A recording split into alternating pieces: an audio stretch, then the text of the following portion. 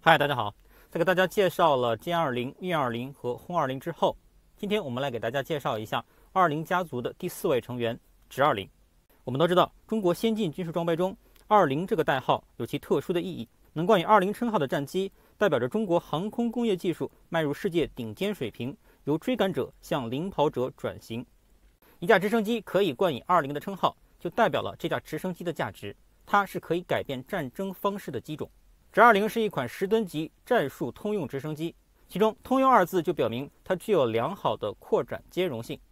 同一平台可快速拓展为其他任务的型号，这也是其最大意义所在。所以今天我会从陆军和海军2个方面分别来介绍直20是如何来改变作战方式的。首先来介绍一下研制直20的心路历程。2010年正式立项，2013年10月，媒体曝光了在谷歌地图上发现哈飞试验场中的一款新型无桨直升机。同年12月23日，直20原型机就首飞成功。此后，直20一直蒙着一层神秘的面纱，似乎保密工作比歼20还要严密。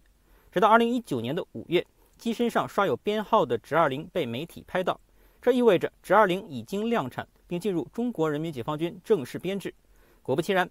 ，2019年10月1日，庆祝中华人民共和国成立70周年大会中的阅兵式上出现了6架直20，这是直20首次在阅兵中亮相。第一眼看到直20，想必很多网友的第一印象就是它跟美国同级别的通用直升机黑鹰真的是太像了，但是这一点也被很多网友所诟病。的确，从外形来看，直20和黑鹰确实有很多相似之处，但是它却真心不是山寨。首先来看一下为什么直20的外形要做成黑鹰的样子。黑鹰 UH-60 通用直升机由美国西科斯基公司在20世纪70年代为美国陆军所研制。西科斯基飞行器公司是一家老牌美国飞机和直升机制造商，曾制造出很多经典机型。近期在台湾坠毁的 UH-60M 和科比所乘坐的 S-76B 型直升机都属于西科斯基的作品。除美国之外，还有20多个国家和地区购买过黑鹰，产量近5000台，也成为世界生产数量最多的一款直升机。可能很多朋友会问，美国的黑鹰直升机早在上个世纪70年代就问世了，那我们国家的直20会不会刚服役即落后呢？请注意，黑鹰直升机诞生之后，历经了多次改进，其升级改进的型号至今仍是美军的主力，装备数量在1000架以上。如果这款型号落后的话，美军自己又何必装备如此之多呢？实际上，正是因为黑鹰直升机确实好用，美军才会如此难以割舍。但无论如何改进升级，这一型号的直升机的外形却变化不大，因为它的外形设计是经过无数次风洞测试得来的。直升机的空阻除了空气来自于前进方向的阻力，还会受到旋翼下洗气流的冲击，所以黑鹰的这种设计现在基本上已经趋于成熟，而且经过多年的使用和在多国的各种地形和气候下的实战，其外形设计已经趋近于完美。这就是为什么直20的外形做得跟黑鹰那么像的原因了。虽然外形相似，但部分细节和内部的精密设备可与黑鹰大为不同。下面就来介绍一下它们的几点区别。最直观的就是桨叶，黑鹰采用的是4桨叶结构，而直20则采用5桨叶结构。很多人会觉得多了一个桨叶能有多大区别呢？其实区别可大了，这一个桨叶的加装可谓牵一发而动全身。很多人不太了解，决定桨叶长度和数量的并不是发动机功率，而是直升机的总重量。直升机能够飞行的前提条件很好理解，是旋叶产生的升力要大于起飞的重量，而升力的大小取决于2个方面，一个是旋翼能够达到的相对于空气的相对速度，也就是旋翼的转速，另一个就是旋翼翼面的总面积。旋翼转速的提升空间非常的有限，所以直升机要提升其起飞载重，基本上都是依靠增加旋翼翼面的总面积来实现。由于直升机的旋翼必须高速旋转，在飞行控制中还需要进行螺距变动的操作，所以宽度不可能做得很大。这样要增加面积，就只能依靠增加桨叶的长度。然而，由于直升机要适合在各种复杂的环境中起降，所以桨叶的长度也不能做得过长，更不利于未来的登舰使用。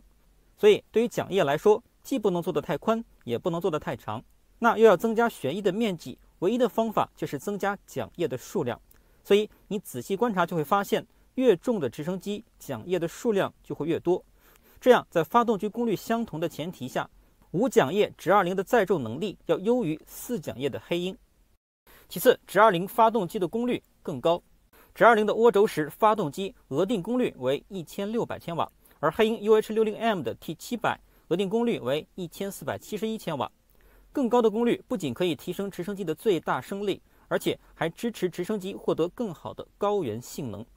高原环境下，更高的发动机功率可以在同样载重下获得更远的航程和更高的升限。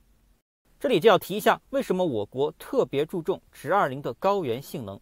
因为直升机由于其特殊的起降方式，在高原和高寒的地带作用会非常的突出，而且在不方便修建铁路、公路以及可供固定翼飞机起降的机场的地带，直升机往往会成为人员和物资运输的主力。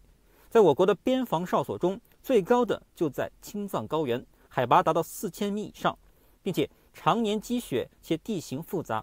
给边防哨兵的物资补给和巡逻都带来很大的困难。而且高原的含氧量只有海平面1半左右，稀薄的空气会使发动机的功率大大降低，旋翼效率锐减，所以性能一般的直升机还真的很难飞上我们的世界屋脊。上世纪80年代，中国针对青藏高原的恶劣环境，对直升机的技术指标开出了666的要求，即6000米升限、600公斤载重、600公里航程。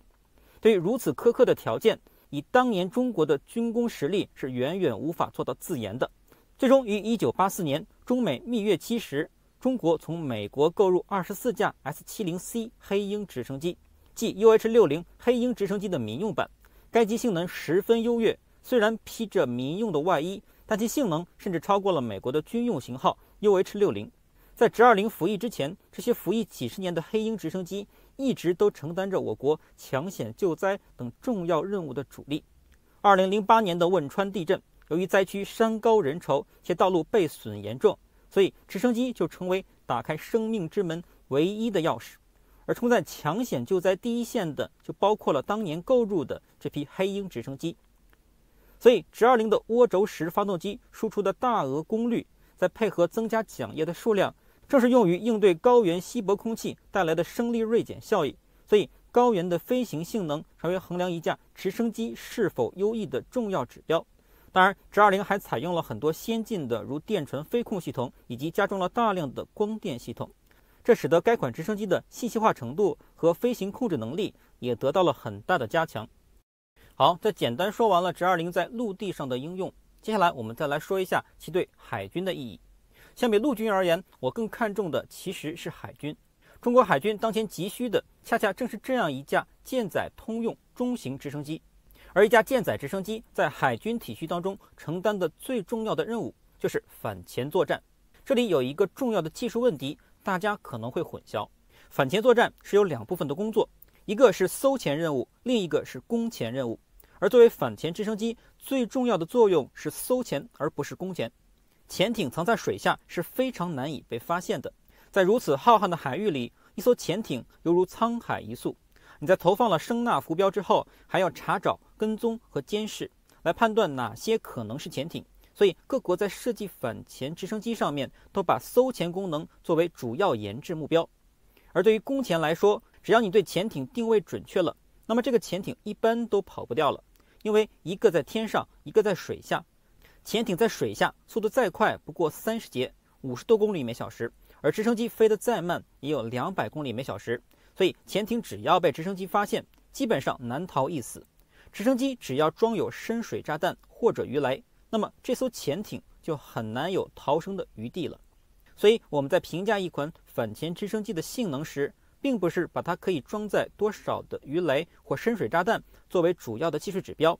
能否在浩瀚的大洋中找到潜艇才是它最重要的任务。所以反潜直升机的搜潜装备就变得非常的重要，比如吊放声纳、声纳浮标以及其他舰载电子设备等等，这些都要占用飞机大量的载荷。至于攻潜武器，比如鱼雷或者深水炸弹，2颗足矣。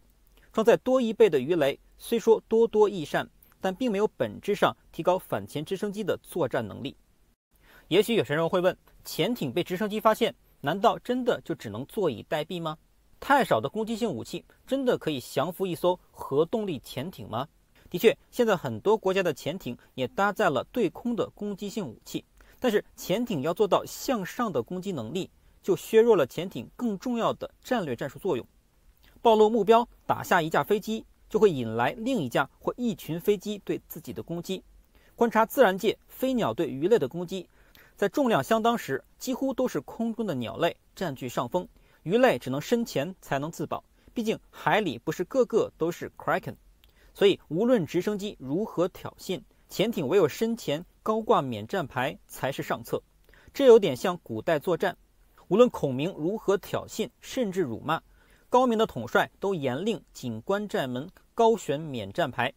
并不是司马仲达怕与诸葛决战，而是避而不战才能达到更重要的预定战略目标。好，在了解了以上细节之后，我们再来看一下中国海军到底需要怎样的舰载直升机。中国在上世纪70年代从法国引进过超黄蜂大型通用直升机，并在此基础上仿制了直8，进而研制出最新的直18F 舰载直升机。但由于超黄蜂庞大的体积，导致它比较适合搭载在航母、补给舰和两栖攻击舰等大型舰艇之上。而在我国海军舰艇中占据主力位置并数量最为庞大的驱逐舰和护卫舰，一直缺乏一款合适的舰载直升机，并没有完全具备驱逐舰和护卫舰本该承担的航空反潜能力。简而言之，你不可能派出一艘两栖登陆舰甚至航母去执行一个反潜任务。所以后来又引进了法国4吨级轻型直升机海豚，也就是后来的直9。但由于海豚只是轻型直升机，最大载荷量只有2吨。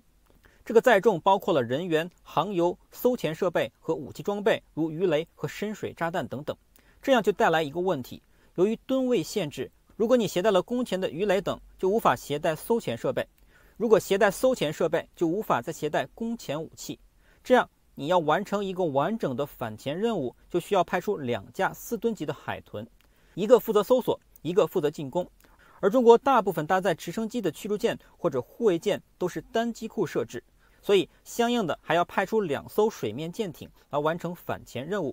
这个效率和性价比就太低了。这就是为什么中国海军在拥有一款类似美国海鹰通用中型直升机之前，从俄罗斯引进卡27和卡28的原因了。它可以同时完成搜潜和攻潜任务，但虽然双卡的装载能力够用，但其特立独行的采用双旋翼共轴反转设计，顶着2副旋翼，不仅有相互打架的危险，最重要的是增加了飞机本身的高度，迫使驱逐舰在设计时就要相应的把机库做高，这就会抬高战舰的重心。我在之前给大家介绍驱逐舰的时候讲过，驱逐舰的重心是不能做得太高的，会有翻覆的风险，所以难以设计双机库。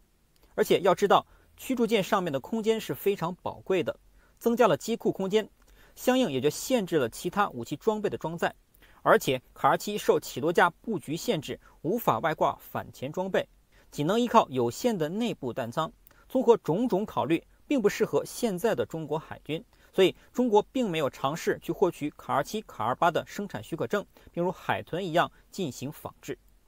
那么一架可以同时完成搜潜和攻潜任务，又可以搭载在主力的驱逐舰和护卫舰之上的10吨级通用直升机，就成为中国海军的当前所需。而直20的出现，刚好可以补足这一短板。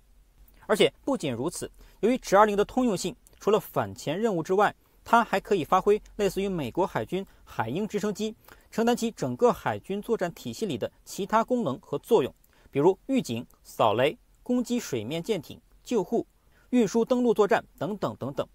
舰载直升机种类繁多，但如果包括航母在内的多种水面舰艇的直升机队能使用共通机体，也能够大幅简化海军后勤维护与人员的训练作业，所以可见直20的重要性。好，综上所述，今天我就是给大家通过陆军的高原任务和海军的反潜2个方面，介绍了直20的作用和其对中国军队的重要意义。当然，它的价值还远远没有展现完毕。在直20这个多用途直升机平台上，未来还可以发展出包括民用在内的更多陆海空样式，比如电子战型、医疗救护型、搜索救援型、特种作战型等等。真正实现我国直升机的通用化发展，意义非凡，真的对得起20家族这样的身份。直20的成功来之不易。用一位研发直20的女性科技工作者的话说：“用我8年芳华换他9天叱咤。”